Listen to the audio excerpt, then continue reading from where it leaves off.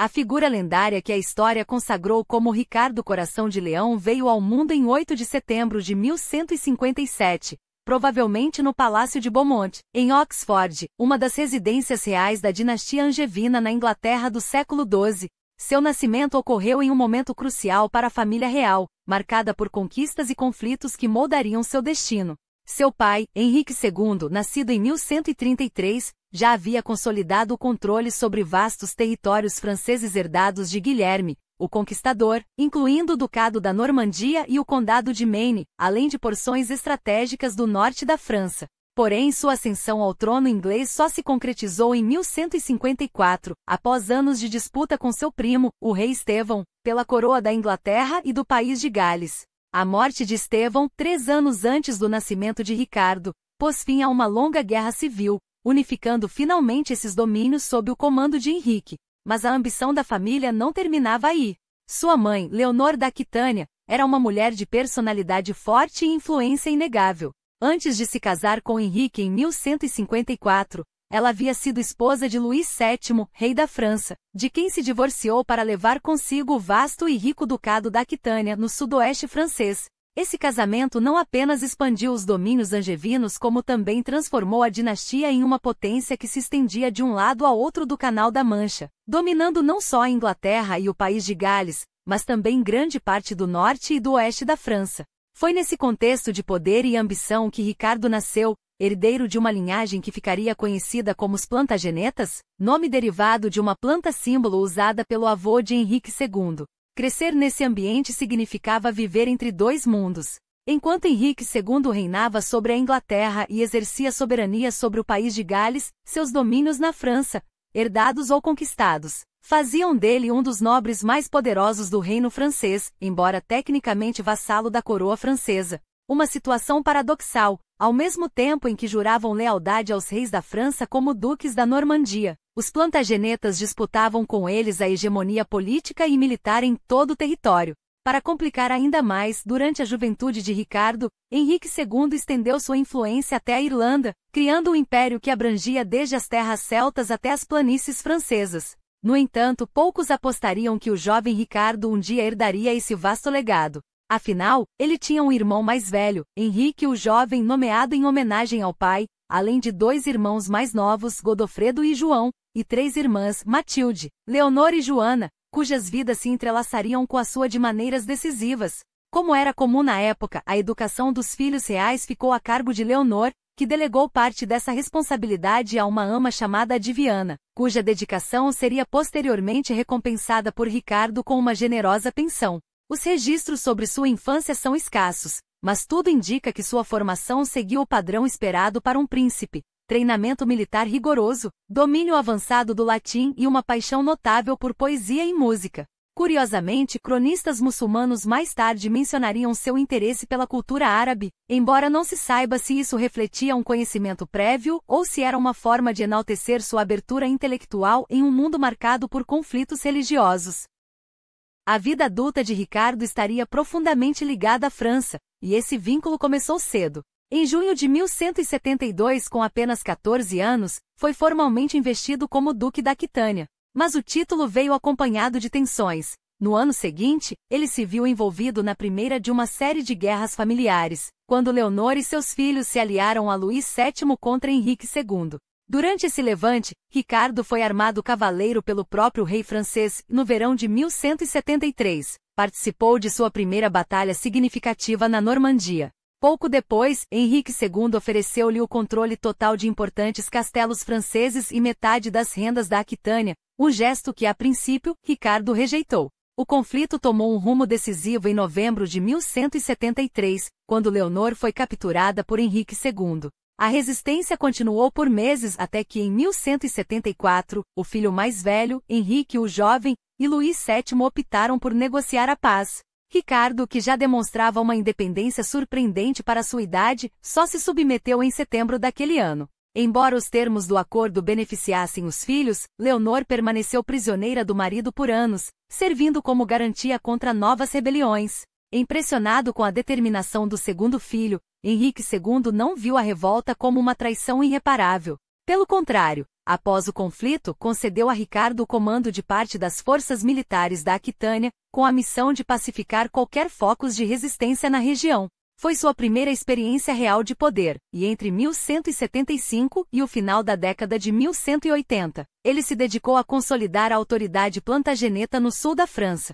Seus alvos incluíram nobres como Ademar, visconde de Limoges, e Guillaume, conde de Angoulême, que desafiavam a supremacia da família. As campanhas se estenderam até os confins de Navarra, um pequeno reino basco nos Pirineus, demonstrando desde cedo sua habilidade estratégica. Aos 20 anos, Ricardo já era reconhecido por sua destreza militar, um talento que lhe valeria, anos depois, o epíteto de Coração de Leão, um título que se popularizaria entre o final da década de 1180 e o início da seguinte.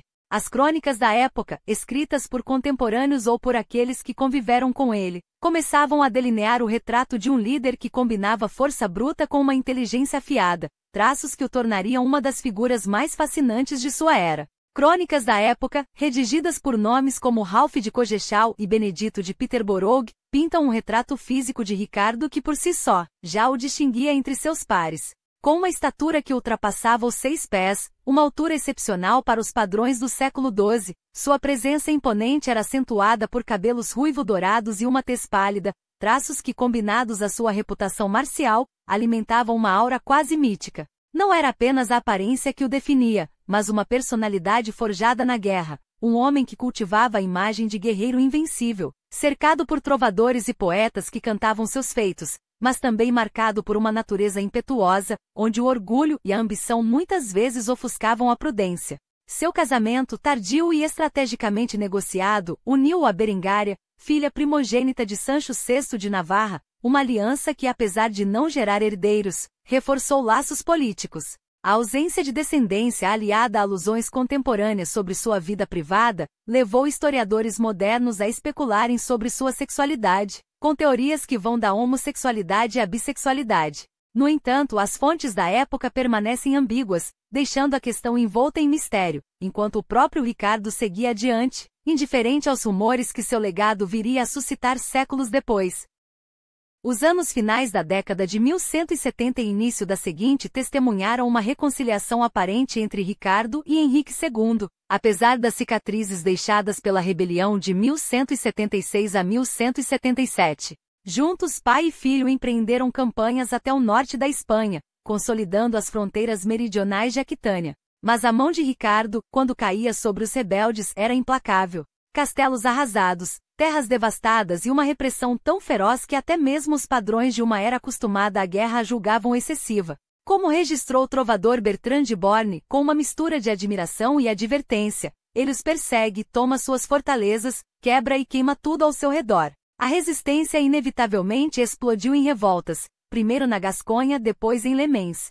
Enquanto Ricardo, sem hesitar, esmagava cada levante com a mesma brutalidade que os havia provocado. Por trás desses conflitos regionais, porém, fermentava uma disputa muito mais perigosa, a sucessão do Império Angevino. Henrique II, já próximo dos 50 anos, idade avançada para a época, via seus filhos se digladiarem pelo controle de um legado fragmentado. Embora Henrique, o jovem, fosse o herdeiro legítimo por primogenitura, a desconfiança mútua e a ambição de Ricardo por Aquitânia transformavam a questão sucessória em um barril de pólvora. O estupim veio em 1182, quando Henrique II exigiu que Ricardo prestasse homenagem ao irmão mais velho, reconhecendo assim sua autoridade sobre a Aquitânia. Para Ricardo, a ideia era inaceitável. Ele aspirava a tornar o ducado um feudo independente, livre da sombra angevina. A recusa de Ricardo acendeu uma nova rebelião, desta vez com o envolvimento de seu irmão Geoffroy, que, enviado pelo pai para mediar o conflito, acabou se aliando a Henrique o Jovem contra o próprio monarca.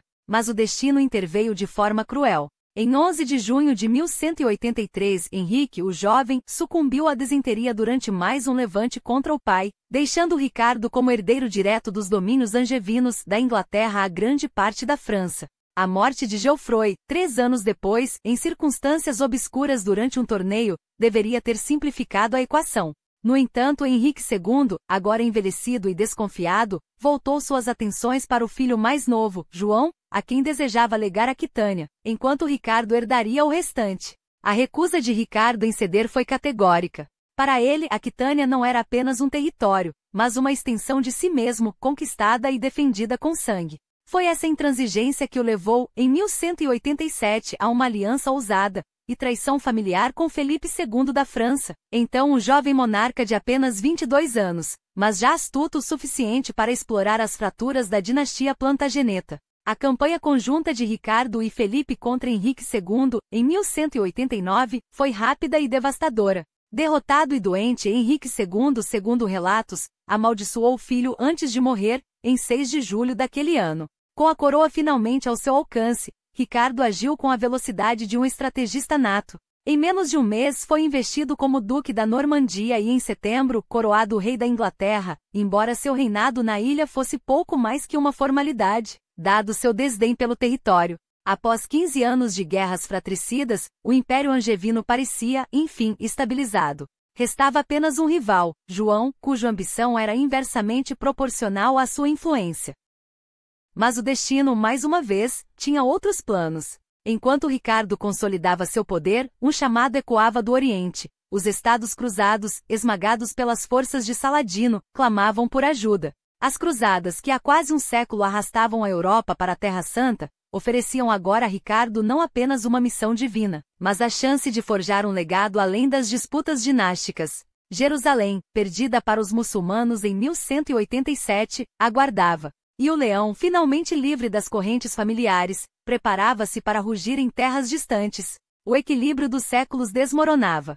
Por quase 5 séculos, Jerusalém e os lugares santos, outrora joias do Império Romano do Oriente, haviam sido absorvidos pelo crescente islâmico, primeiro sob o mando dos califas omíadas e depois abássidas, cuja corte em Bagdade brilhava como o farol de um império que se estendia da Península Ibérica às fronteiras da Índia. Mas apesar da perda territorial, um frágil modus vivendi persistira. Os califas, em sua maioria, permitiam que peregrinos cristãos atravessassem suas terras rumo a Belém, Nazaré e Jerusalém, pagando tributos, sim, mas sem o espectro da perseguição sistemática. Era um arranjo que, embora amargo para os corações mais fervorosos da cristandade, mantinha as chagas da guerra fechadas, até que os ventos da estepe sopraram com fúria renovada. Do coração da Ásia Central, emergiram os seljúcidas, uma onda humana de guerrilheiros turcos cuja sede de conquista não conhecia limites. Em menos de um século, arrasaram o Império Bizantino em Manzikert, 1071, reduziram a Anatólia a um campo de batalha e apertaram o cerco sobre Constantinopla, a última joia do Oriente cristão.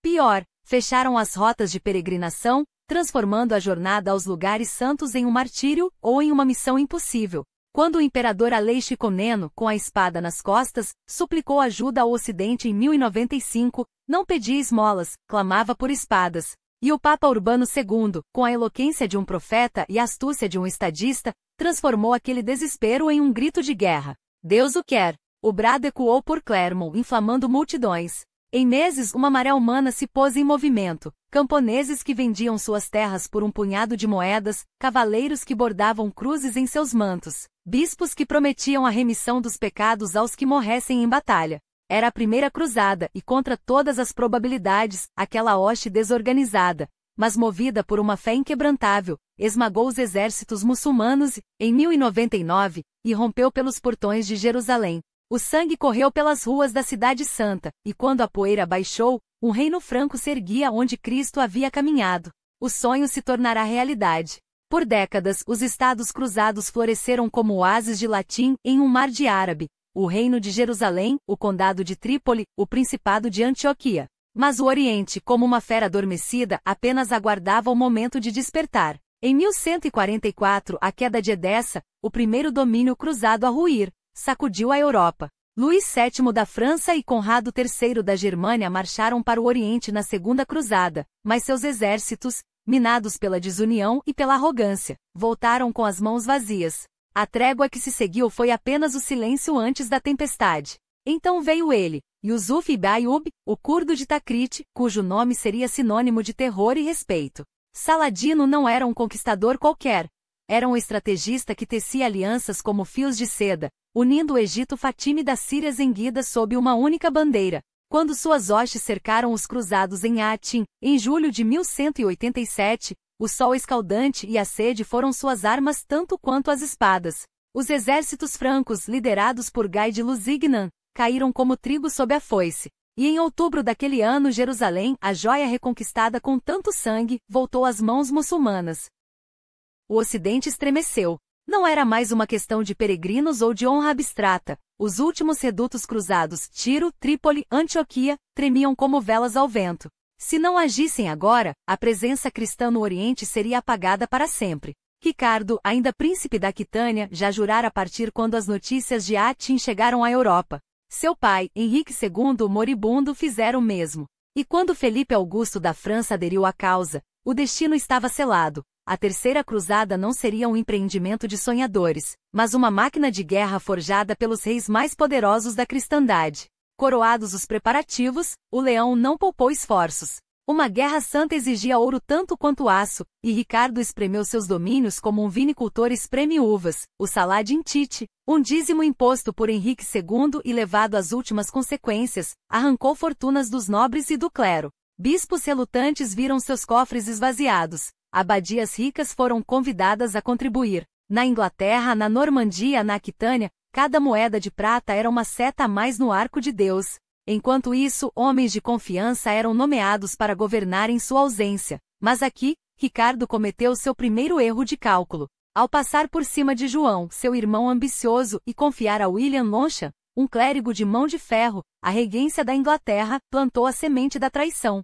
João, humilhado, não esqueceria. Finalmente, no verão de 1190, a hora chegou. Ricardo e Felipe parto de Vézelay, seus estandartes ondulando ao vento, numa demonstração de unidade que enganava até os mais crédulos. Em Lyon, seus caminhos se separaram. O francês pragmático escolheu a rota terrestre, serpeando pelos Alpes. O inglês, impaciente, rumou a Marseille, onde uma frota o aguardava. Mas o mar, como a política, era traidor. Navios atrasados, tripulações embriagadas em Lisboa, suprimentos que apodreciam sob o sol ibérico. Cada dia de demora era um golpe no moral dos homens. Ricardo, porém, não era homem de esperar. Enquanto parte de suas tropas seguia por mar, ele próprio traçou um caminho pela Itália, parando em Salerno, onde a escola de medicina, farol do renascimento do século XII, lhe revelou um mundo onde a ciência e a fé podiam, quem diria, coexistir. Era um presságio. O Oriente que o aguardava não seria apenas de batalhas, mas de descobertas. Quando suas naus ancoraram em Messina em setembro de 1190, o ar estava carregado de tensão. Felipe, sempre ágil, já partirá para o Oriente. Ricardo, porém, tinha contas a acertar. Sua irmã Joana, viúva de Guilherme II de Sicília, estava presa por Tancredo, o usurpador que temia seu sangue legítimo. A afronta era pessoal. Em questão de dias, Joana foi libertada. Mas Tancredo, teimoso, recusou-se a devolver seu dote e os tesouros da coroa. Para Ricardo, era uma questão de honra. E quando a diplomacia falhou, restou a linguagem que melhor dominava, a da guerra. Na manhã de 4 de outubro, as tropas inglesas desceram dos navios, armaduras reluzindo. Tancredo, confiante em suas muralhas, subestimara o leão. Mas Ricardo não era um rei que se contentava com meias medidas. Se a Sicília quisesse sangue, teria guerra. E quando as primeiras setas voaram sobre Messina, o Oriente soube com um arrepio. O cruzado mais temido da cristandade havia chegado. Messina caiu em 3 dias. Um golpe rápido, preciso, como o corte de uma espada afiada. Até Tancredo, com todo o seu orgulho siciliano, não teve escolha a não ser curvar-se. Em 6 de outubro, os termos da rendição foram selados com ouro e promessas, uma fortuna em prata para as arcas de Ricardo, uma aliança formal entre os dois reinos e, acima de tudo, a humilhação silenciosa de um homem que aprenderá tarde demais que não se desafia a um leão sem estar preparado para ser devorado.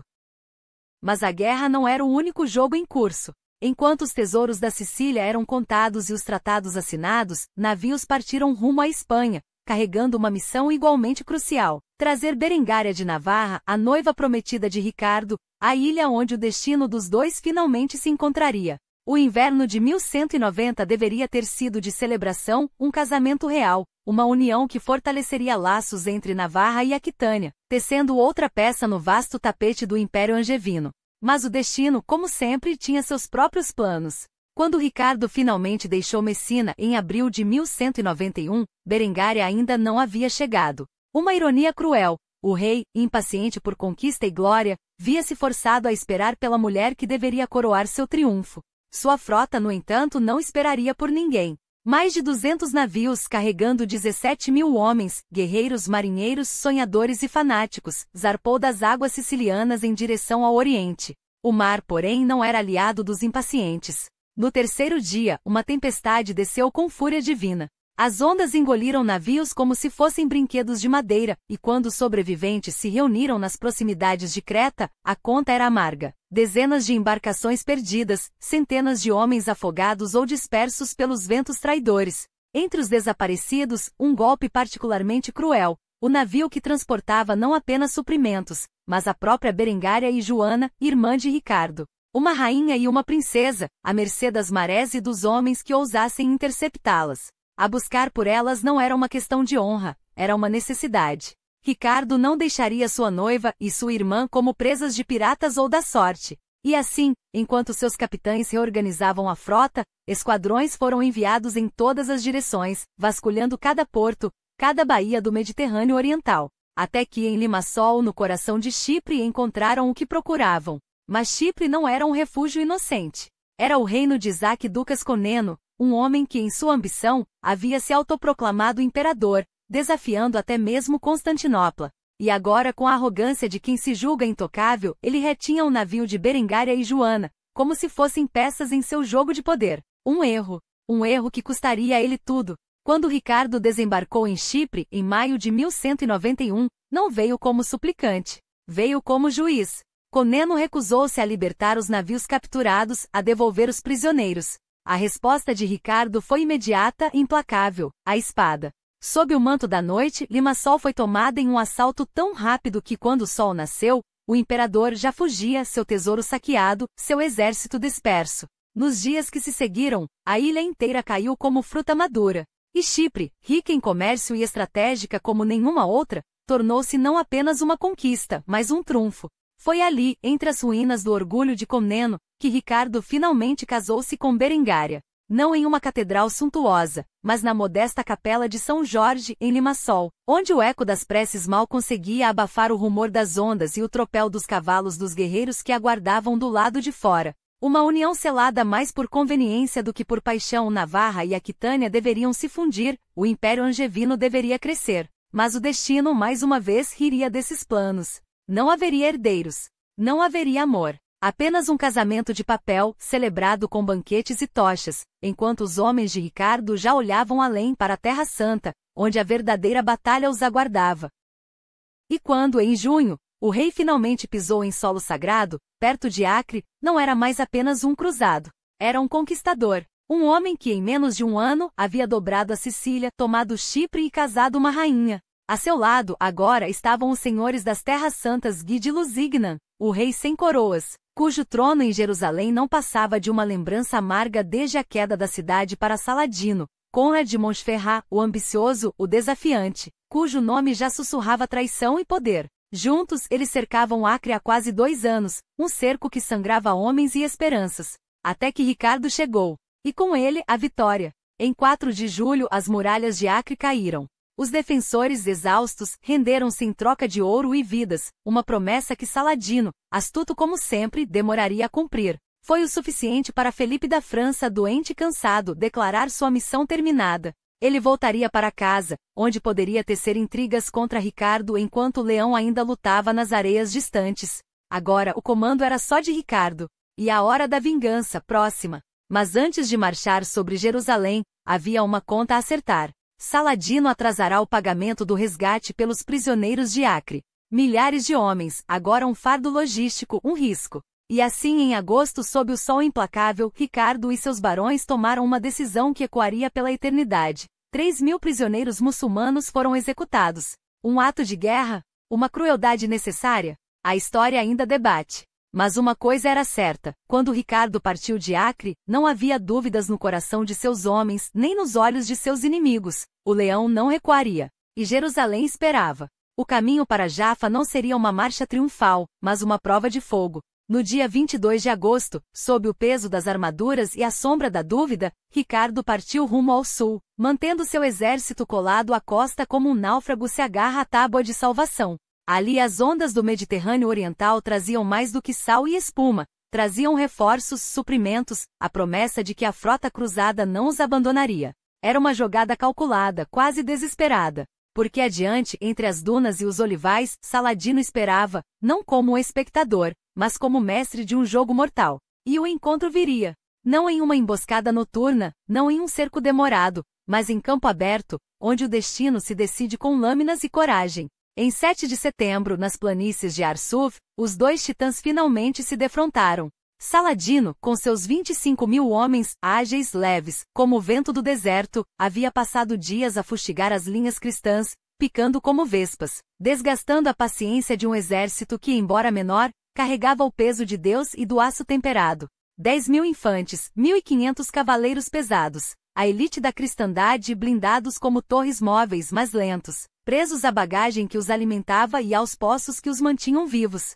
Ricardo sabia que um passo em falso, um afastamento das provisões, e o deserto os engoliria. Mas no 7º dia, o leão rugiu. As linhas muçulmanas romperam a formação cruzada cedo, como uma onda quebra contra os rochedos. Por horas, os homens de Ricardo aguentaram, escudos erguidos, lanças firmes, até que, no calor escaldante da tarde, veio o contra-ataque. Não uma investida, mas três cargas de cavalaria pesada como martelos divinos esmagando a bigorna da infantaria inimiga. Cada embate abria brechas, cada brecha se tornava um abismo. E quando os cavaleiros de Saladino e ágeis, mas frágeis diante do aço, viraram as costas, foi o início do fim. Os exércitos do sultão se desintegraram, fugindo para as colinas como folhas ao vento. Os números. Os cronistas, sempre ávidos por épica, falam em rios de sangue. A realidade, ainda assim, foi brutal. Entre 5 e 6 mil homens de Saladino caíram. Menos de 1.000 de Ricardo. Arsuf não foi apenas uma vitória, foi um veredicto. O caminho para Jaffa estava aberto. 3 dias depois, as muralhas da cidade, arrasadas por ordem de Saladino, erguiam-se em ruínas estratégicas, um gesto de desdém que se tornou uma rendição. Os cruzados entraram sem luta, mas a vitória tinha gosto de cinzas, porque Jaffa não era Jerusalém. E enquanto Ricardo ordenava a reconstrução das defesas com madeira e pedra, sua mente já voava além das areias da Palestina. Se a Terra Santa fosse um corpo, Jerusalém era seu coração e Batidetru, o Pulse of Power, batia mais ao sul, nas margens do Nilo. Cairo, o cerne do Império Aiúbida. Cortá-lo seria como ceifar a cabeça da serpente. A estratégia era brilhante. Tão brilhante que décadas depois, outros cruzados a adotariam como dogma. Mas em 1191, os barões da Terra Santa, cegos pela sede de glória imediata, recusaram-se a ver além de seus próprios estandartes.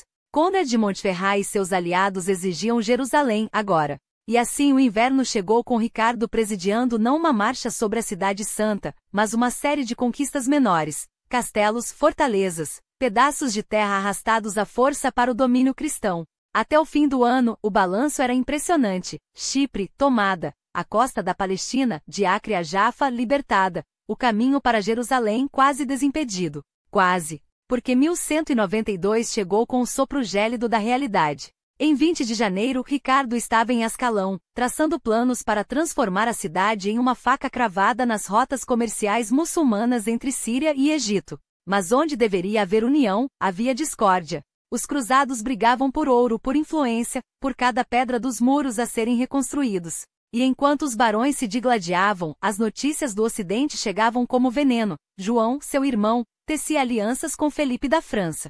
O trono de Ricardo, seu império, ameaçava desmoronar em sua ausência. A Terra Santa já não era apenas uma cruzada.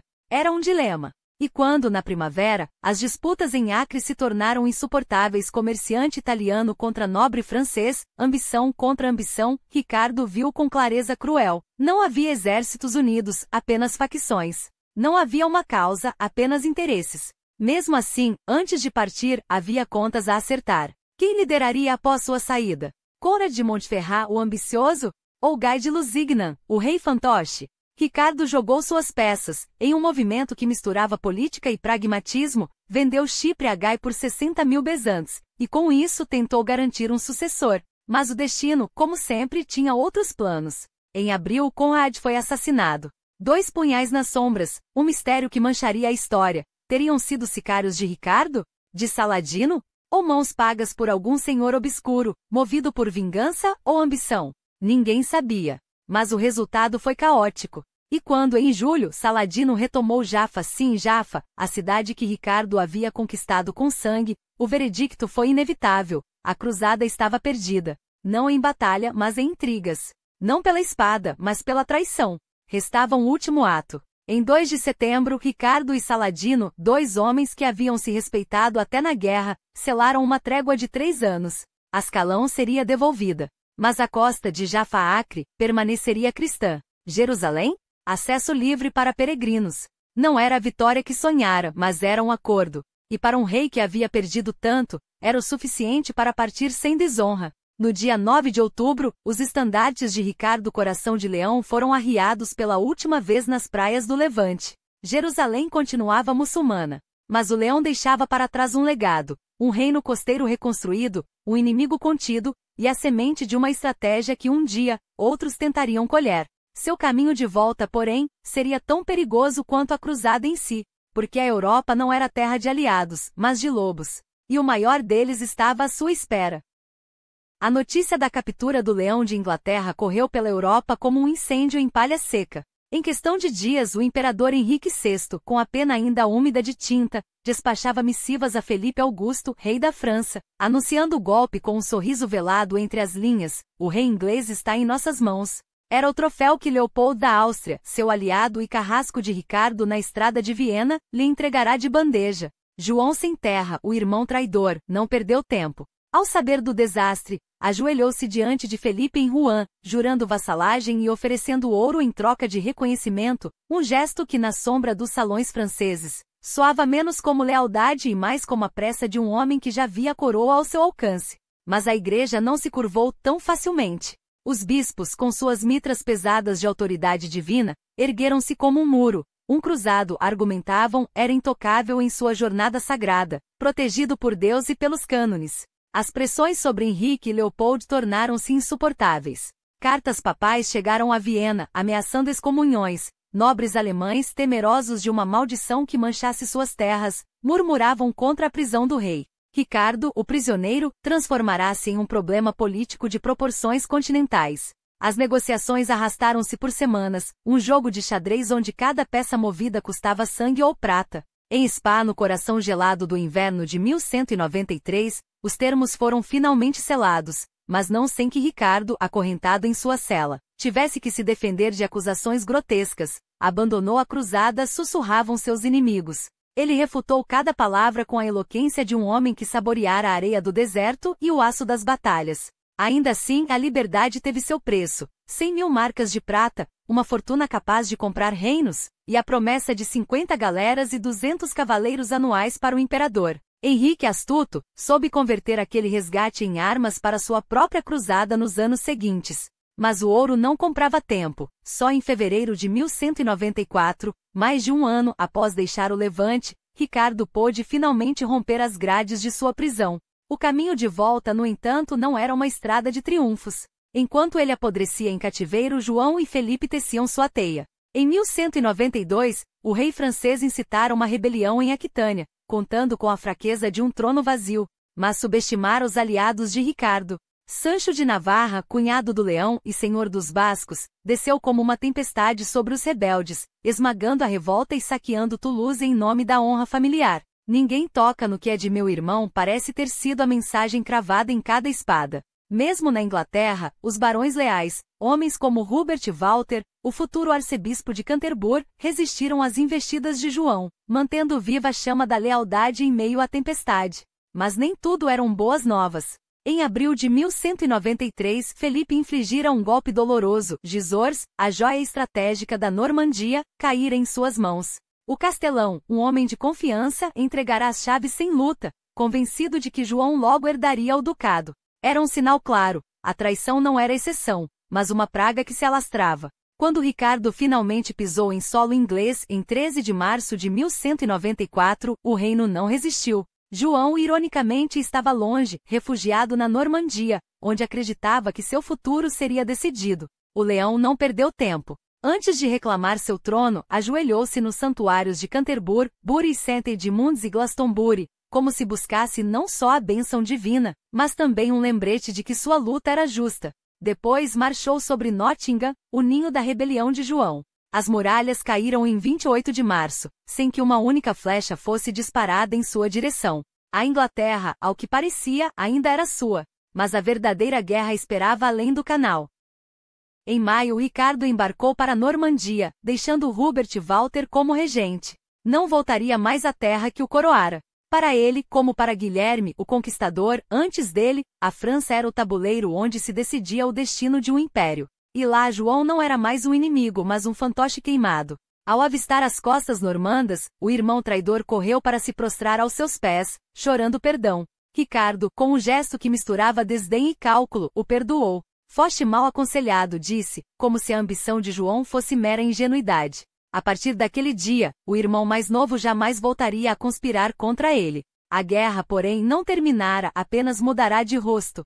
Felipe Augusto, o verdadeiro lobo, mantinha suas garras cravadas na Normandia. Castelos estratégicos, guarnecidos com tropas francesas, erguiam-se como espinhos no flanco de Ricardo. Em questão de semanas, o cruzado reconquistara Tours, dominara o Vale do Loire e arrasara as fortalezas de Taillebourg e Montignac. Parecia invencível. Mas a vitória era um espelho quebrado. A Normandia, embora recuperada em parte, ainda sangrava. E o trégua assinado no verão de 1194, que deixava fortes franceses intocados até o inverno seguinte, era uma fachada. Ambos os reis sabiam. A paz era apenas o silenciamento temporário das espadas.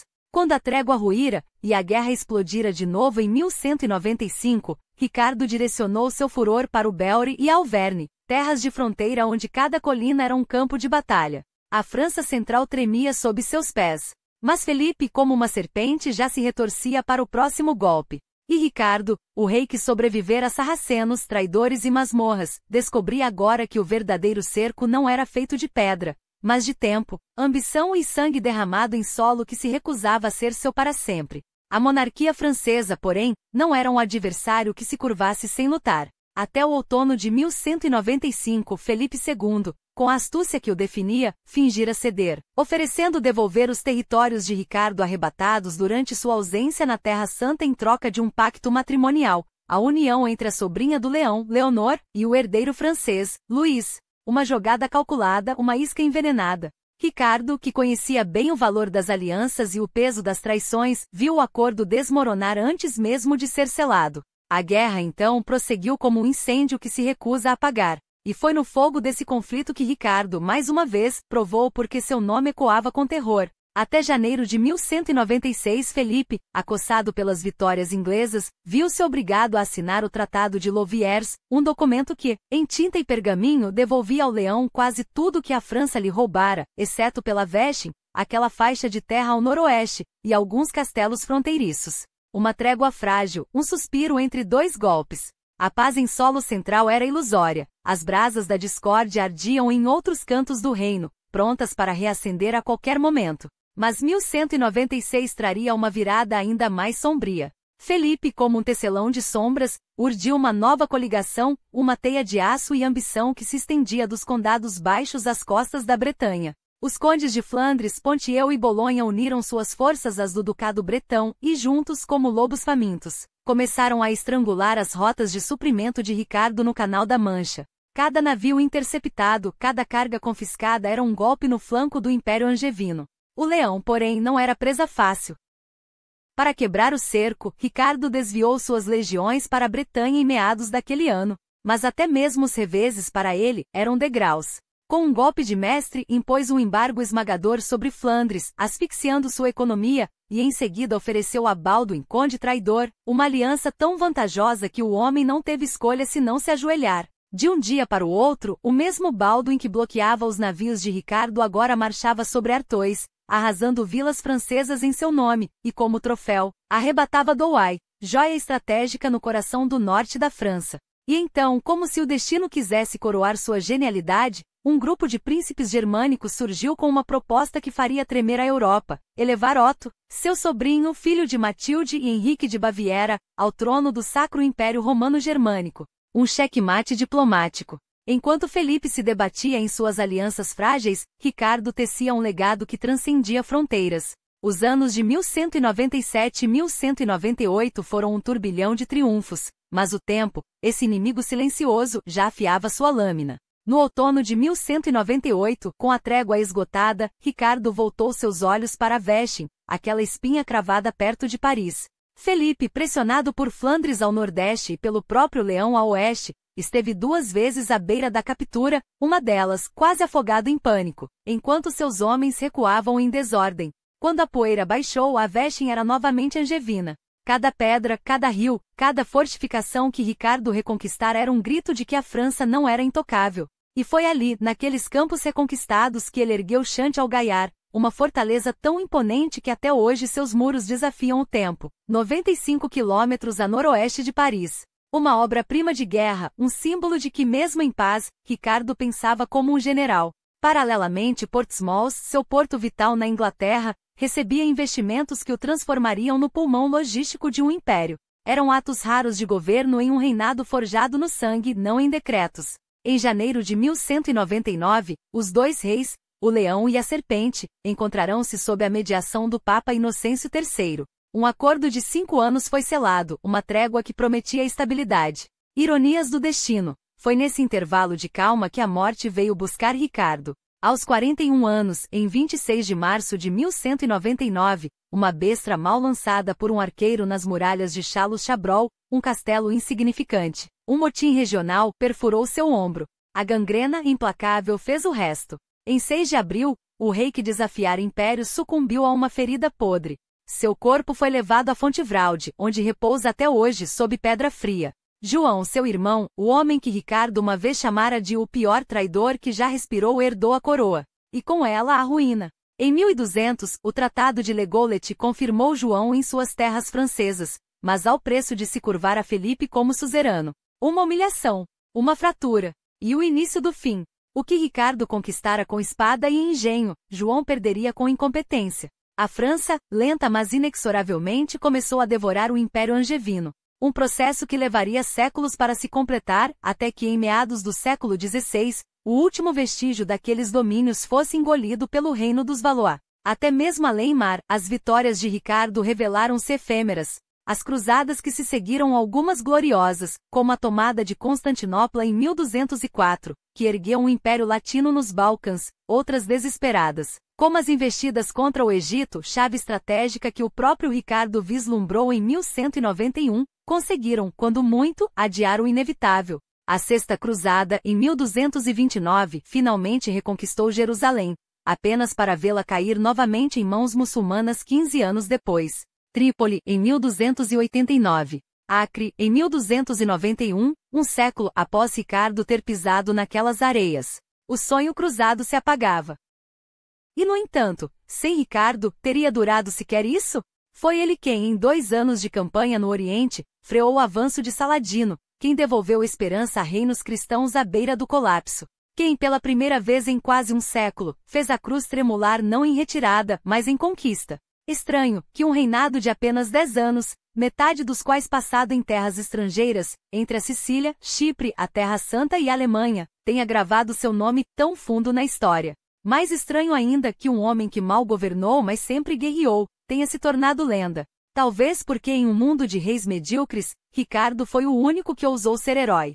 E heróis, mesmo quando caem, nunca morrem de todo. Desde os primeiros cronistas do final do século XII, a imagem do cruzado valente, batizado como Coração de Leão por sua bravura indomável, foi esculpida em traços tão vivos que ofuscaram até mesmo as sombras de seu próprio sangue. A sua figura heróica contrastava-se à silhueta sinuosa de João sem terra, o irmão que, enquanto Ricardo arriscava a vida nos desertos da Palestina, tecia alianças com os franceses para roubar-lhe o trono. Uma narrativa perfeita, o guerreiro leal traído pelo irmão ambicioso. E é essa versão idealizada, repetida, glorificada, quase santificada, que alimentou a lenda de Ricardo por séculos.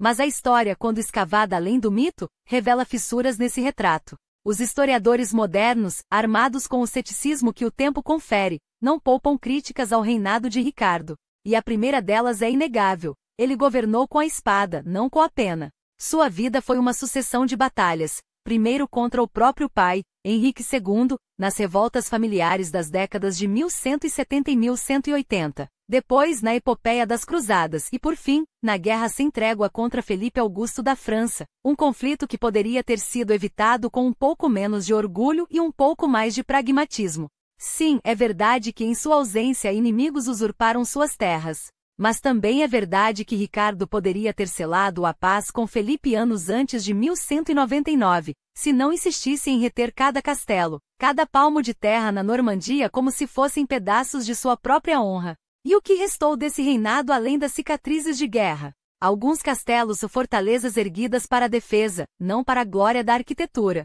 Alguns decretos apressados antes de partir para o Oriente em 1194, mais como obrigação do que como visão de Estado. Nada de reformas judiciais que marcassem uma era. Nada de um sistema tributário inovador que não fosse apenas um meio de financiar suas campanhas. Nada, enfim, que sugerisse um monarca preocupado com o futuro de seus súditos além da próxima batalha. Seu legado administrativo é tão vazio quanto o cofre de um rei que gastou fortunas em armas e mercenas.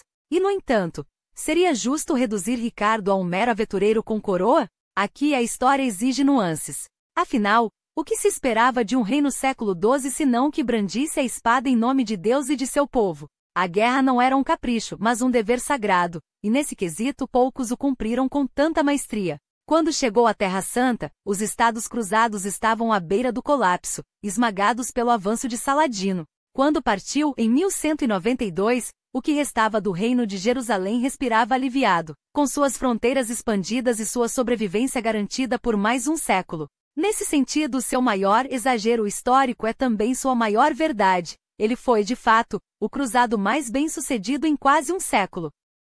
Talvez o equilíbrio esteja justamente aí, entre o rei que poderia ter sido um estadista, um reformador, e o rei que foi um guerreiro que, contra todas as probabilidades, segurou o mundo cristão nas mãos e o impediu de desabar. Se seu reinado foi uma oportunidade perdida ou um triunfo efêmero, depende de como se olha para a história. Mas uma coisa é certa, em um tempo onde reis eram lembrados por castelos e impostos, Ricardo Coração de Leão foi lembrado por algo muito mais raro. Por um instante, ele fez o impossível parecer possível. E isso nem mesmo seus críticos podem apagar. Enquanto o Ocidente se dividia entre a lenda de Ricardo e as intrigas de João, do outro lado do Mediterrâneo nascia um homem cujo nome ecoaria como um trovão sobre Jerusalém. Saladino, a retidão da fé veio ao mundo em 1137, em Tikri, às margens do Tigre, onde o deserto encontra a fertilidade da Mesopotâmia. Seu pai, Najan ad-Din Ayub, governador da cidade, era um homem de honra, ligado por sangue à dinastia Zengida, que dominava partes da Armênia. Mas a noite de seu nascimento não trouxe apenas uma criança, trouxe um presságio. Com os soldados de Zengi às portas, a família fugiu para Damasco, a pérola do Oriente, onde os minaretes contavam histórias mais antigas que os reinos da Europa. O menino Yusuf, pois esse era seu nome antes que a história o rebatizasse, cresceu entre os livros e as espadas. Sua educação foi tão vasta quanto sua ambição, alquimia, matemática, teologia e, acima de tudo, o Alcorão, cuja sabedoria ele devorava com a mesma voracidade com que mais tarde devoraria os exércitos cruzados. Falava curdo e árabe com igual fluência, mas foi a estratégia, não a fé, que inicialmente o atraiu menos. Seu destino, no entanto, estava escrito nas entrelinhas da guerra.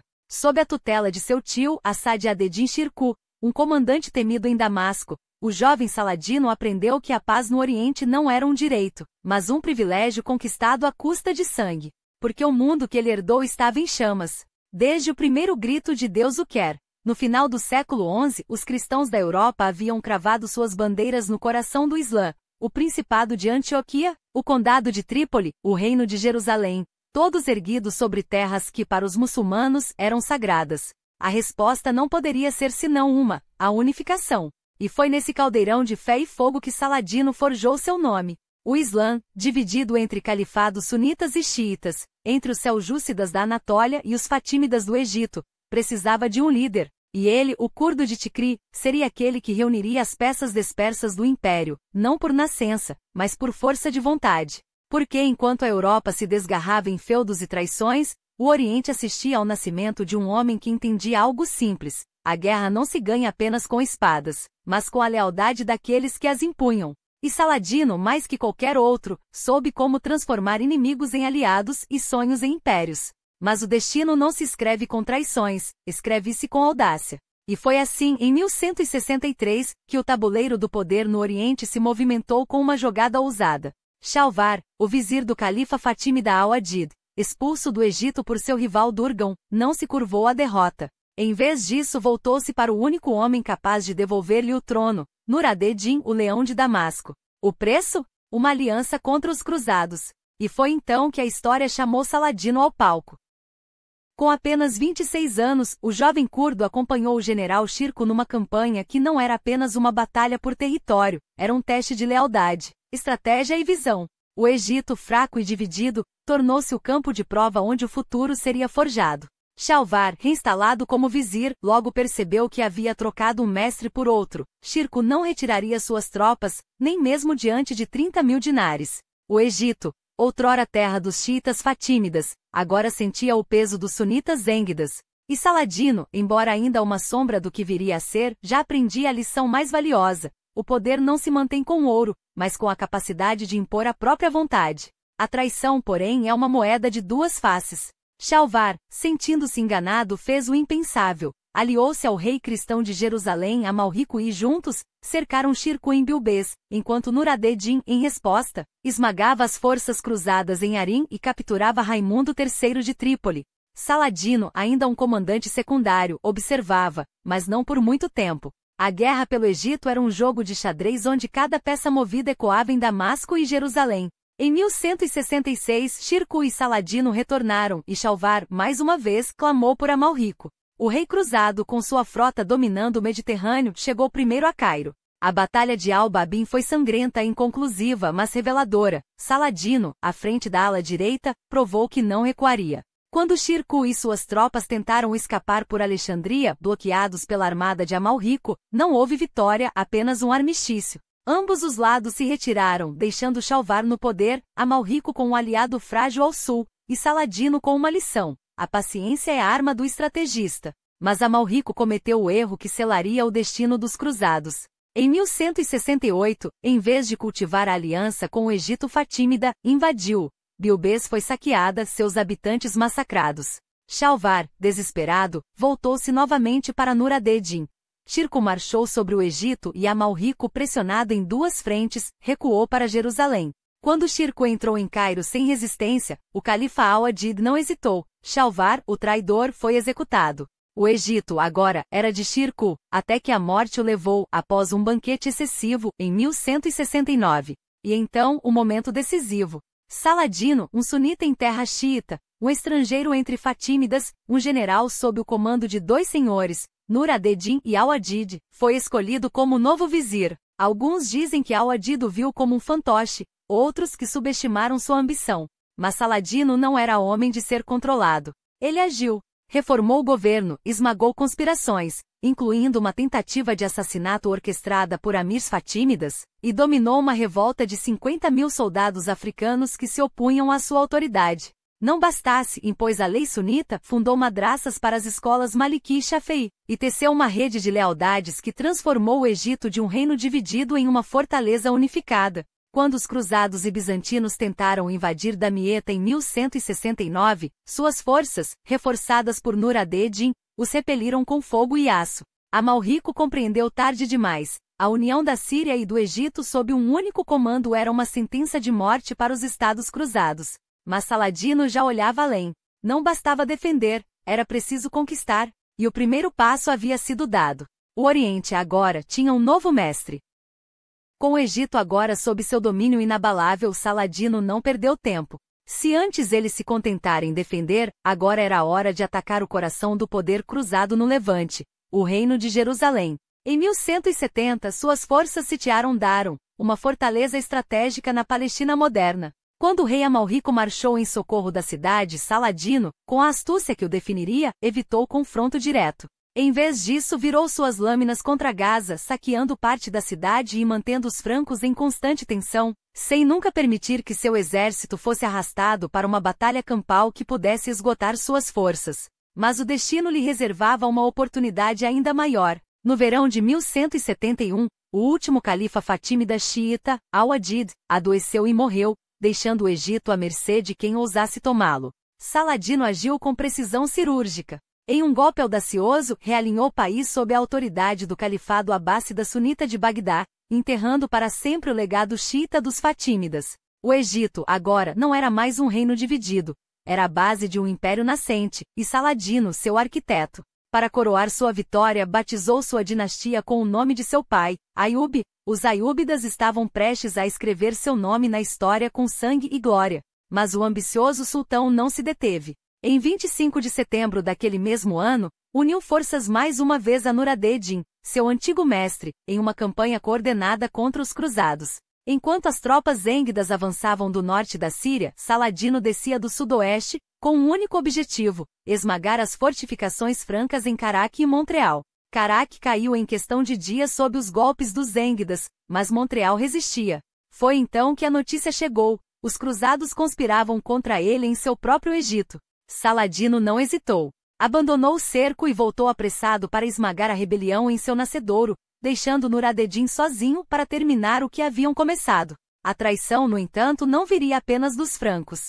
No verão de 1173, um exército núbio, vindo das terras ao sul do Egito, onde hoje é o norte do Sudão, marcou em direção a Assuã, aliado a mercenários armênios, determinado a sitiar a cidade. O emir local, sabendo que a derrota seria catastrófica, implorou por reforços.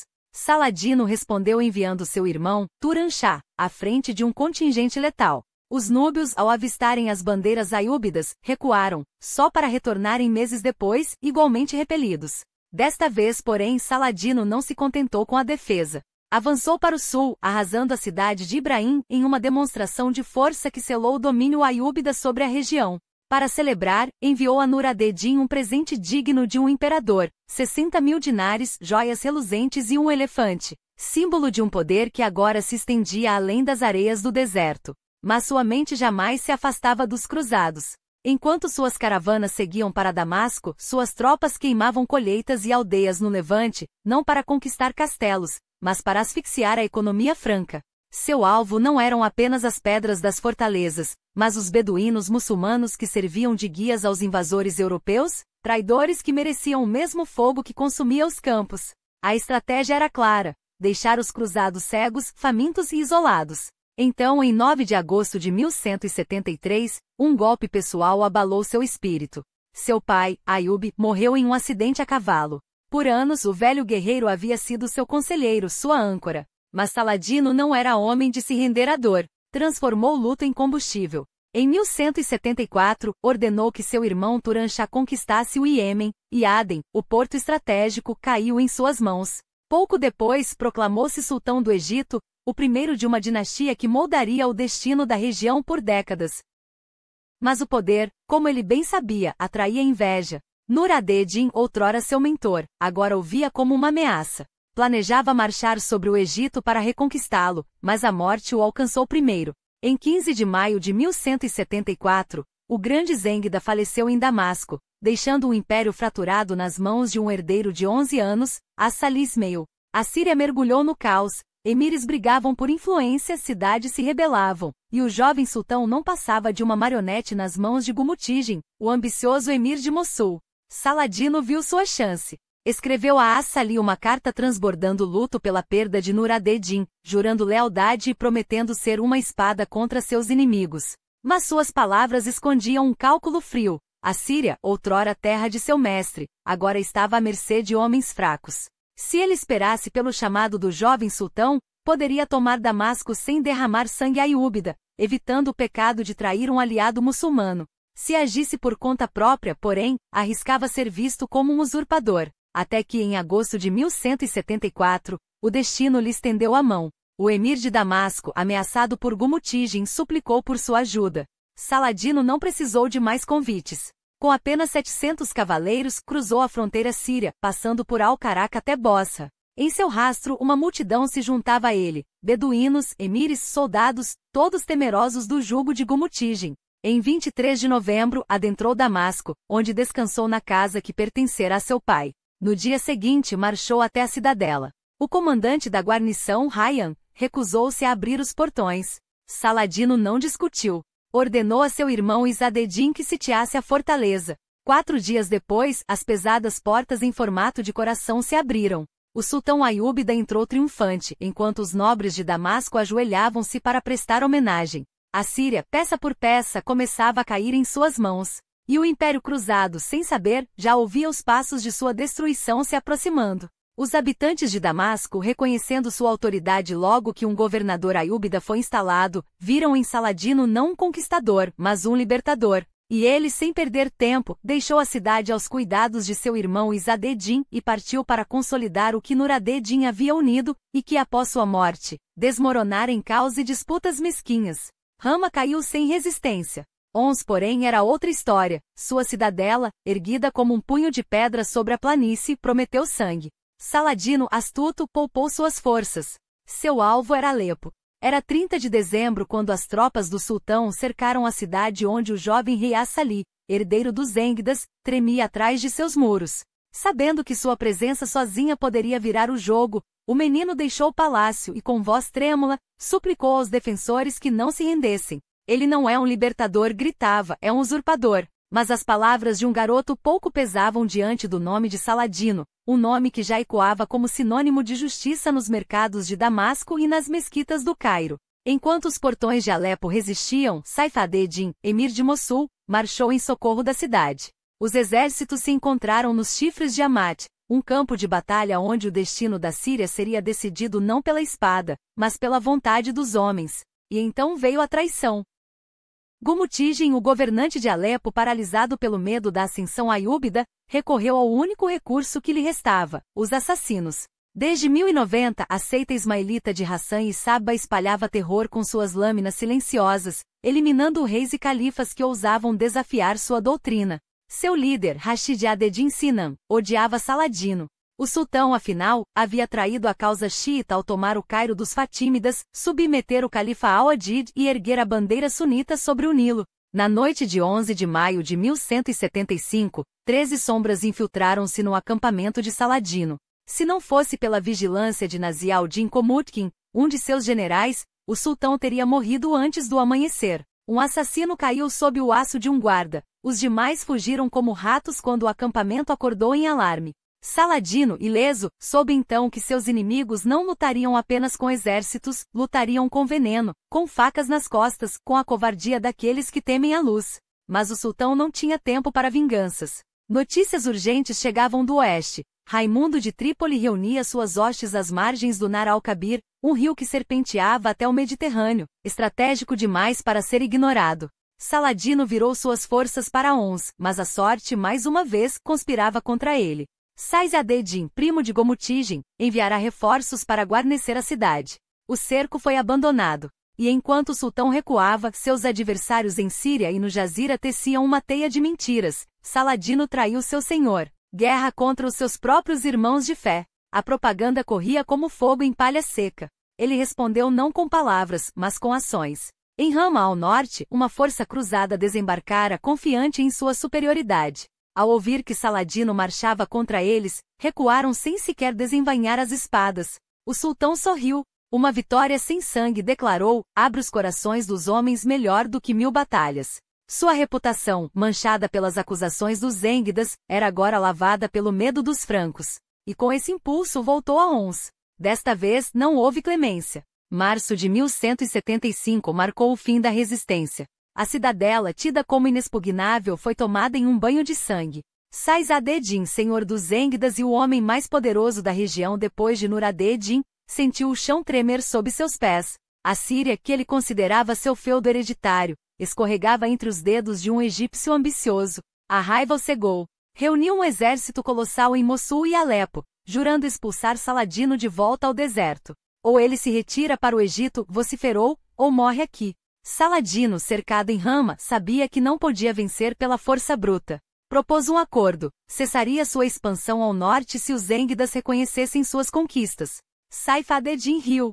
Retire-se para o Cairo ou não haverá paz. O sultão então compreendeu que só restava uma saída, a guerra. Escolheu seu campo de batalha com cuidado. Os chifres de Hamat, colinas áridas cortadas pelo rio Arantes, onde o vento carregava a poeira como um presságio. No dia 13 de abril, as forças de Mossul e Alepo avançaram, certas da vitória. Mas Saladino, mestre das armadilhas, havia disposto seus homens em semicírculo. Quando os zêngidas investiram, encontrarão-se envoltos esmagados entre a infantaria aiúbida e as tropas de elite que guardavam o flanco do sultão. A batalha foi curta, quase sem derramamento de sangue, mas decisiva. Os inimigos fugiram em debandada, perseguidos até os muros de Alepo. O jovem Assali, humilhado, não teve escolha.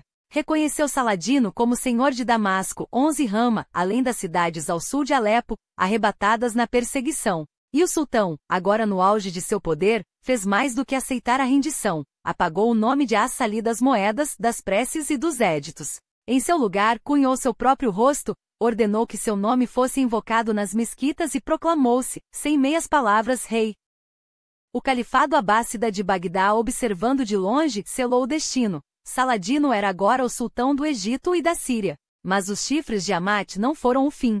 Na primavera de 1176, o destino os levaria de volta ao campo de batalha, desta vez em Tal Sultan, onde o sol se apagaria em pleno dia, um eclipse que os homens supersticiosos tomaram como presságio. Saladino, porém, não acreditava em presságios. Avançou mesmo assim, cruzando Arantes, até que as hostes de Sais ad-Din surgiram diante dele, no montículo do sultão. E então começou o massacre. A batalha foi brutal. O flanco esquerdo das forças de Saladino recuou em desordem, cruzando a frente de seu comandante enquanto os zângidas avançavam com fúria. Mas foi exatamente nesse momento de caos que o gênio estratégico do sultão se revelou. Em vez de ceder ao pânico, Saladino esporou seu cavalo diretamente contra a guarda pessoal de Saif ad-Din, uma manobra tão audaz que fez os zângidas vacilarem. O ímpeto dele se quebrou.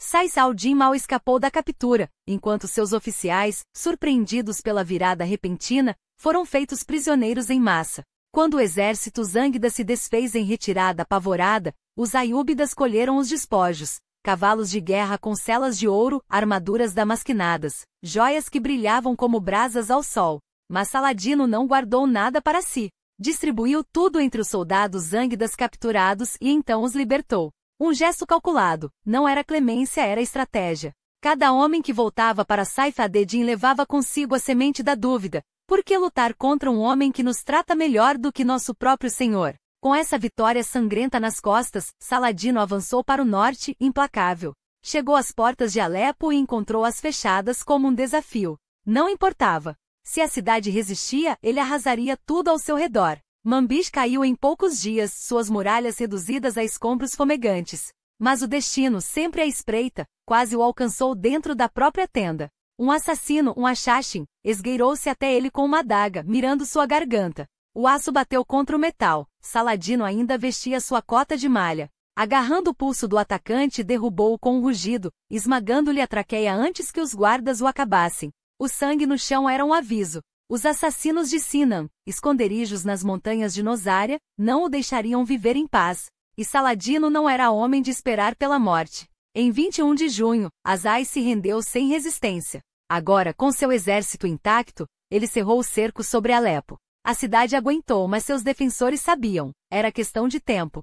Saif ad-Din, enxergando o abismo, propôs um acordo. Reconheceria Saladino como soberano sobre todos os territórios conquistados, em troca manteria Alepo. Um pacto de sangue e conveniência. O sultão aceitou. Afinal, não precisava de muralhas quando já detinha o coração da Síria.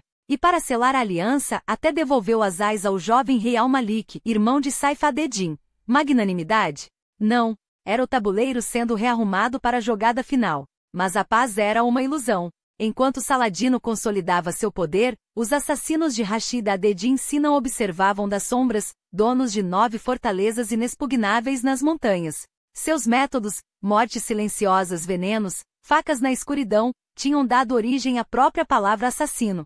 E eles odiavam Saladino. Em agosto de 1176, o sultão marchou contra eles, queimando colheitas e vilarejos, mas as fortalezas resistiram. Alguns dizem que outro ataque falhado contra sua vida o fez recuar. Outros que ele simplesmente calculou. Os assassinos não eram o verdadeiro inimigo. Os cruzados é que eram. E os cruzados estavam divididos. Amalrico, o rei leproso de Jerusalém, morrera em 1174, deixando um herdeiro de 13 anos, Balduíno IV. Um menino com uma coroa e uma doença que devorava sua carne. A lepra não o mataria rápido, primeiro, roubaria seus dedos, seus pés, sua capacidade de segurar uma espada. Mas Balduíno não era um inválido. Era um rei. E em 1177, enquanto seus barões marchavam para sitiar Arim, ao norte, ele deixou Jerusalém praticamente desguarnecida. Saladino viu a brecha. Quebrou o tratado com Raimundo de Trípoli e desceu sobre Ascalon com 26.000 homens. Saqueou e incendiou, avançou até os arredores da cidade santa. Balduíno, desesperado, correu para defender Ascalon com apenas 375 cavaleiros. O sultão sorriu, deixou uma força simbólica para contê-los e seguiu para Jerusalém, certo de que o rei leproso não ousaria persegui-lo. Mas Balduíno não era um covarde. Rompeu o cerco, galopou dia e noite e alcançou Saladino em Rama, em 25 de novembro. O sultão, desprevenido, viu seu exército ser dizimado. Fugiu em um camelo, perseguido por 12 milhas, enquanto os cruzados gritavam seu nome como uma maldição. A Batalha de Montizarde foi sua primeira grande derrota. E quando chegou ao Cairo, ensanguentado e humilhado, soube que a guerra estava apenas começando. O Cairo recebeu Saladino em 8 de dezembro com apenas 1/10 de seu exército restante. Mas a derrota não quebrou o sultão, apenas acendeu nele uma chama de vingança. Nos meses seguintes, o deserto ecoou com o troar de seus cavalos enquanto ele caçava Balduíno como um leão ferido, determinado a lavar com sangue a humilhação de Montizarde. A primavera de 1178 foi sua temporada de colheita. Desde Ons, sua base de operações, Saladino desferiu golpes precisos. Em Hemer, as lâminas aiubidas cortaram a resistência cruzada como foices no trigo. Cada vitória lhe rendia não apenas território, mas tesouros, ouro, prisioneiros, espólio de guerra. E quando os últimos defensores de Balduíno caíram, o sultão ordenou que suas cabeças rolassem. Não haveria misericórdia. Os corpos decapitados dos cruzados foram empilhados como advertência. Quem desafiasse Saladino pagaria com a vida. O resto do ano transcorreu em silêncio estratégico. Saladino recuou para a Síria, mas seus espiões nunca dormiram. Em 1179, as notícias chegaram. Os francos planejavam uma ofensiva. O sultão sorriu. Ordenou a Farouk Shah que avançasse com 1.000 homens até a fronteira de Damasco, não para lutar, mas para acender fogueiras, um sinal. Quando as chamas subiram no horizonte, Saladino marchou com seu exército. Balduíno, sempre impetuoso, atacou. Esperava encontrar pastores desarmados nas colinas douradas. Em vez disso, deparou-se com o aço aiubida. Em Quinetra suas fileiras foram esmagadas. Mais uma vez, o rei leproso provou o amargor da derrota. Saladino, exultante, pediu reforços do Egito, 1.500 cavaleiros a mais para sua máquina de guerra. Mas Balduíno não se curvou. No verão, ergueu um forte no caminho para Damasco, junto ao rio Jordão, o Forte de Jacó. Saladino ofereceu 100.000 peças de ouro para que desistisse. O rei recusou. Então o sultão mudou de tática. Em vez de subornar, destruiria. Os cruzados arrogantes viram uma brecha quando Saladino deslocou seu quartel-general para a planície de Banias, ao sul da fortaleza templária de Chastelen. Atacaram, divididos, a cavalaria à frente, a infantaria atrás. O erro foi fatal. Saladino esperava exatamente por isso. Sua carga foi um raio. Os francos, desorganizados, foram ceifados como trigo sob a foice. Nobres foram capturados, saque foi acumulado, e em 30 de agosto as muralhas de Chastelen ruíram. A primavera de 1180 encontrou Saladino em Safed, olhando para o Mediterrâneo. Seu plano era esmagar Jerusalém de uma vez. Mas a seca e as colheitas ruins traíram seus homens. Balduíno, desesperado, suplicou por paz. Saladino, pragmático, aceitou. Raimundo de Trípoli rugiu de fúria, até que os aiubidas saquearam suas terras e a frota do sultão ancorou em Tartus, sob seu nariz. A trégua foi imposta à força. Enquanto os francos se digladiavam, Saladino consolidava seu poder. Mossul resistiu, mas Alepo caiu. Em 1183, a Síria era sua. Enquanto isso, em Jerusalém, o reino apodrecia. Balduíno IV, consumido pela lepra, coroou seu sobrinho, outro Balduíno, como co-governante. O menino era filho de Sibila, sua irmã, viúva de Guilherme de Montferrat e agora esposa de Guido de Lusignan, um cavaleiro ambicioso que o rei detestava. Balduíno tentou anular o casamento, mas falhou. A união selaria o destino do reino. Em 16 de março de 1185, o rei leproso morreu aos 24 anos. Seu sobrinho, Balduíno V, herdou a coroa, mas a lepra também o consumia. Um ano depois, o menino rei seguiu seu tio para a tumba. Sibila e Guido assumiram o trono. Os anos seguintes foram um jogo de espera. 2 exércitos, 2 impérios, 2 líderes, cada um estudando o outro, à procura de um deslize. até que em 1187, um cavaleiro chamado Reinaldo de Châtillon cometeu o erro fatal. Violou a trégua, saqueou uma caravana muçulmana e, segundo rumores, ultrajou a própria irmã de Saladino. O sultão jurou vingança. Sua resposta veio como uma tempestade. Primeiro, seu filho arrasou as terras ao redor de Acre. Depois, Saladino cercou Tiberíades. Guido de Lusignan, instigado por seus conselheiros mais belicosos, ignorou os avisos de Raimundo de Trípoli, que, ironicamente, tinha sua esposa presa na cidade sitiada. O rei reuniu 20.000 homens, incluindo 1.200 cavaleiros, e marchou para o abate. Saladino, com 30.000 soldados, os aguardava. Sabia que a sede seria sua aliada. Enquanto caravanas abasteciam seus homens com água do lago Tiberíades, os cruzados murchavam sob o sol. Arqueiros os hostilizavam sem descanso. Quando, em 4 de julho, a fumaça das queimadas envolveu o campo de batalha, o sultão soube: não seria uma batalha. Seria um massacre. A derrota não foi uma batalha, foi um abate. Os cruzados, enlouquecidos pela sede, já não pensavam em formação ou estratégia. O exército de Gai de Lusignan, antes disciplinado, agora se arrastava como uma horda de espectros, os olhos injetados de sangue fixos nas águas distantes do Tiberíades. Não havia linha de batalha, nem ordem nem honra. Só desespero. Quando os primeiros homens quebraram fileiras e correram em direção ao lago, o colapso foi inevitável. Alguns fugiram, abandonando armas e estandartes. Outros, sem forças para resistir, ajoelharam-se e imploraram pela morte, um fim rápido sob a lâmina sarracena em vez da agonia lenta do sol e da sede. Os que restaram, esgotados até a última gota de vontade, ergueram escudos trêmulos e espadas pesadas como chumbo, sabendo que cada golpe seria o último. Foi então que Gai de Lusignan, o homem cuja ambição havia arrastado um exército para o inferno, viu seu reino desmoronar. Após uma série de cargas desesperadas, mais espasmos de agonia do que manobras de guerra, os cruzados foram empurrados de volta, cercados, esmagados. O próprio rei, coberto de poeira e sangue, foi arrastado para baixo de seu cavalo e capturado. Ati não foi uma derrota. Foi um apocalipse. Dos 20.000 que marcharam para a morte, apenas 3.000 nobres, cavaleiros e soldados sobreviveram para contar a história. Os corpos dos demais apodreceram sob o sol implacável, um banquete para moscas, vermes e abutres, enquanto os vivos, os que conseguiram escapar, carregavam consigo a marca da humilhação, a visão de seus companheiros transformados em carniça, seus estandartes pisoteados na poeira.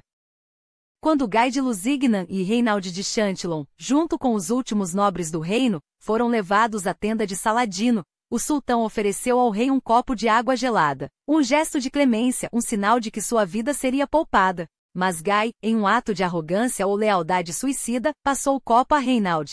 O sultão não hesitou. Com um movimento rápido derrubou o copo das mãos do barão de Châtillon e declarou: não foi a ele que oferecia a água. O que se seguiu variou nas crônicas, mas o resultado foi o mesmo. Alguns juram que Saladino próprio decapitou Reinaldo com um único golpe de sua cimitarra. Outros, que um sinal seu bastou para que os guardas o executassem ali mesmo. O certo é que a lâmina não poupou nenhum dos nobres capturados. Os cavaleiros templários e hospitalários, orgulhosos até o fim, joelharam em silêncio antes de terem suas cabeças roladas na areia. Gai, pálido como a morte, aguardava seu turno. Mas Saladino o poupou. Reis não matam reis, declarou, antes de ordenar que fosse levado acorrentado a Damasco. A queda de Jerusalém não foi uma questão de se, mas de quando. Sem exército para defendê-la, as fortalezas cruzadas caíram uma após outra, como peças de dominó sob o peso da história. Saladino não queria uma batalha pela cidade santa, queria evitá-la. Um cerco prolongado arriscaria a vida dos muçulmanos dentro dos muros e poderia reduzir a mesquita de Al-Aqsa a escombros. Os defensores, liderados pela rainha Sibila e Baliano de Belin, sabiam que não havia saída. Se resistissem, seriam massacrados ou vendidos como escravos. Se rendessem, pelo menos alguns sobreviveriam.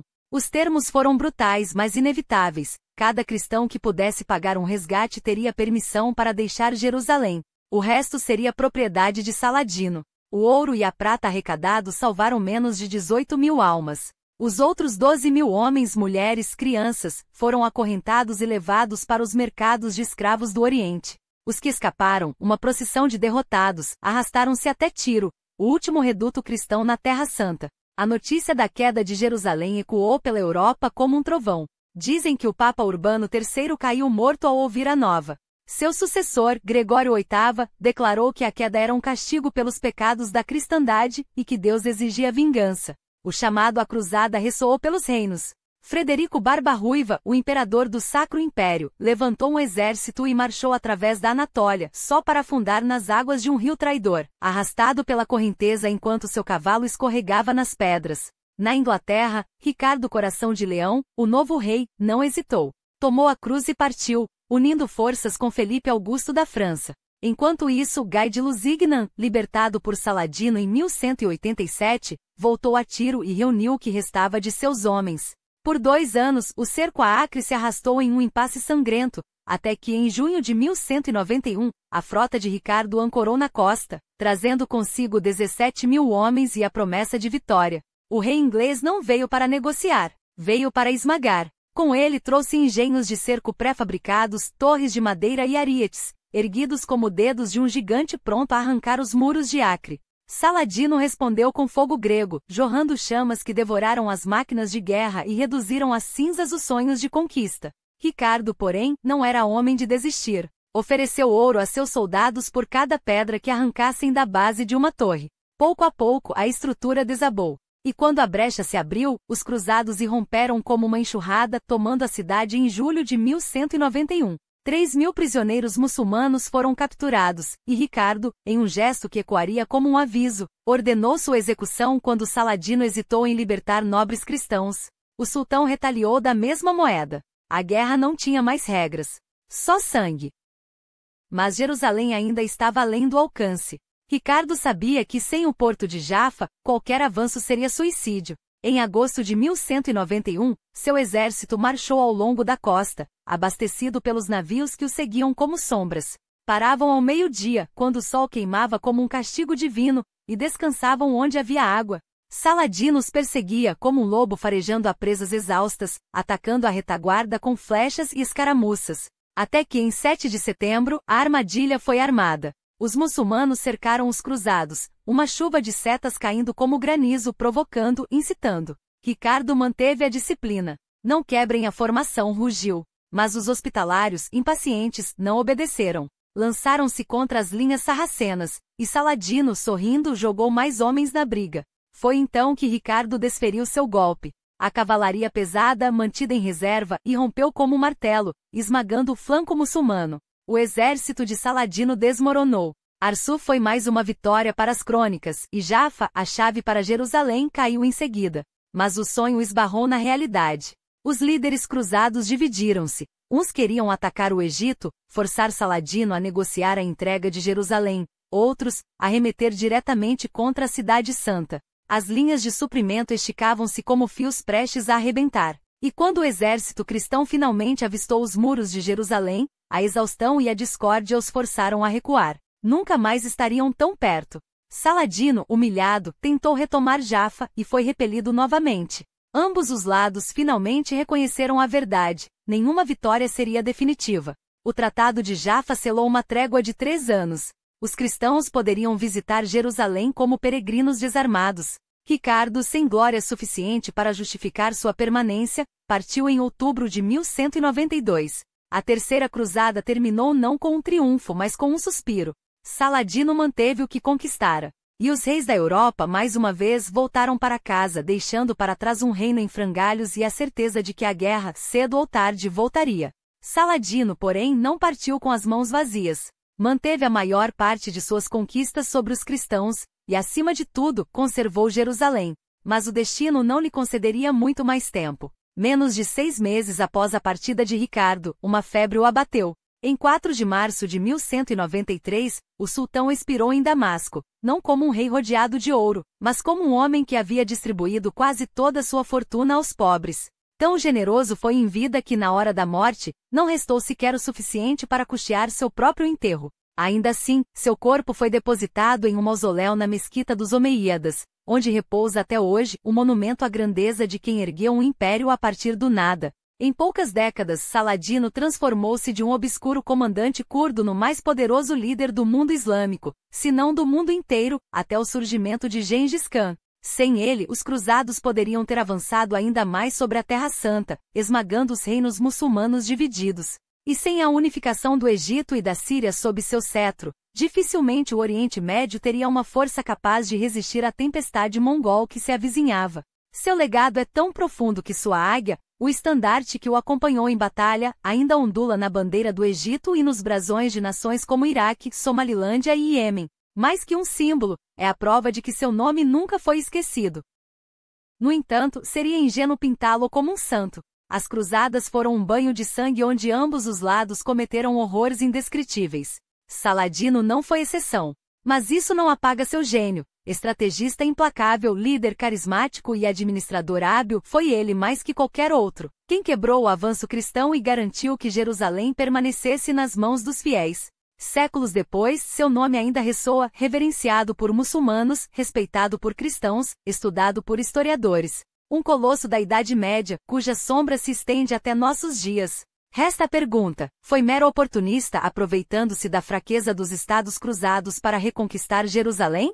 Ou um dos maiores gênios militares do Islã, capaz de unificar um mundo dividido e expulsar os invasores da Terra Sagrada? A história já deu seu veredito. Mas a discussão, como toda grande lenda, nunca termina.